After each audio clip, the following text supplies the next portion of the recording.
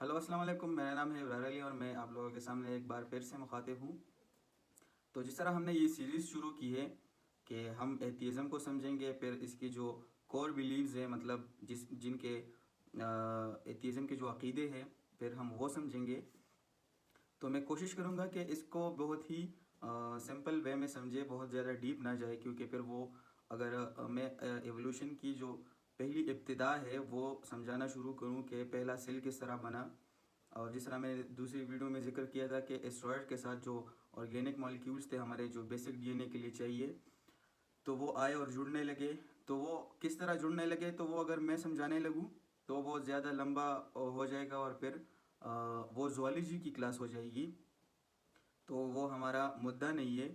और वैसे भी ये एक थ्योरी है, तो थ्योरी गलत भी हो सकती है और ठीक भी हो सकती है। अच्छा, तो आते हैं हम अब एविडेंसेस पे।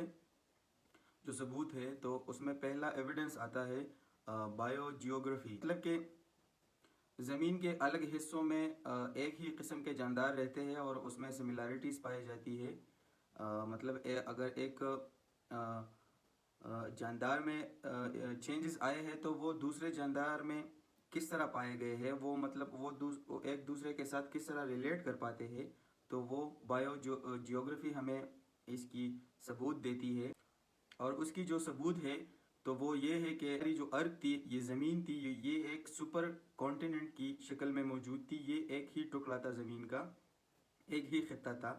मतलब खुश्क जगह जो था वो सिर्फ एक ही था, उसको सुपर कॉन्टिनेंट कहा जाता था। और उसका नाम भी है कि उसको पेंगिया कहा जाता था। मतलब जो प्लांट्स है, अगर सहरा में प्लांट्स हो या जंगलों में प्लांट्स हो, तो दोनों की जो एक खसूसियत है एब्जॉर्प्शन ऑफ वाटर की, तो वो दोनों में सेम ही पाई जाती है।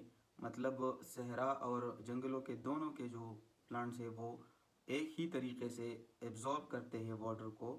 और एक और एग्जांपल है, एक एनिमल की कैटेगरी है जिसको मार्सुपियल्स कहा जाता है। मतलब जिसकी बेली में पाउच होता है, जिस तरह कैंगरू है या पोलर बियर है। तो इनके हवाले से ये कहा जाता है कि ये तीन अलग अलग जगहों पर पाए जाते हैं। ये ऑस्ट्रेलिया में पाए जाते हैं और अमेरिका में पाए जाते हैं और न्यू गिनिया में पाए जाते हैं। तो हम सबको मालूम है जो कैंगरो है वो सिर्फ ऑस्ट्रेलिया में पाया जाता है। लेकिन एक दूसरा जानवर है जो मार्सुपियल की कैटेगरी में आता है, उसका नाम है ऑप्सम, तो वो अमेरिका में पाया जाता है। मतलब सेम इसी तरह इसके पास भी एक पाउच होता है बेली में, और इन दोनों में सिमिलैरिटीज़ होती है। तो सवाल ये पैदा होता है कि ये क्यों। तो बायोजियोग्राफी इसकी जवाब देती है कि ये मैंने जिस तरह बताया कि टेक्टोनिक प्लेट्स की मूवमेंट की वजह से पहले ये सारे जानदार जो है वो एक ही बर आज़म में रहते थे, लेकिन जब टेक्टोनिक प्लेट्स की मूवमेंट हुई तो ये अलग अलग हो गए। तो इस सवाल का जवाब जो है वो बायोजियोग्राफी देती है कि जब टेक्टोनिक प्लेट्स की मूवमेंट हुई, जब पेंगिया मतलब सुपर कॉन्टिनेंट जो है वो टूट गया और वो अलग अलग टुकड़ों में जो है वो तकसीम हुआ, तो एक किस्म के जानदार जो है वो एक ही कॉन्टिनेंट में रह गए और दूसरे किस्म के जानदार जो है वो दूसरे कॉन्टिनेंट में रह गए। और इसकी जो सिमिलैरिटीज़ है वो इस वजह से है कि ये पहले एक ही सुपर कॉन्टिनेंट में रहते थे। हमारा पहला सबूत था एविडेंस ऑफ एवोल्यूशन की जो शुरुआत है हमारी। और भी एग्जांपल्स है एविडेंस ऑफ जियोग्राफी को, लेकिन वो हमारा मुद्दा नहीं है। हम एथियज़म को समझने की कोशिश कर रहे हैं। नज़रिया इर्तिक़ा हमें क्या बताती है कि हम अगर कुछ नहीं से कुछ बना तो किस तरह बना। तो नेक्स्ट मैं दूसरी जो एविडेंस है वो मैं एक्सप्लेन करूँगा इंशाल्लाह। तो अल्लाह हाफ़िज़।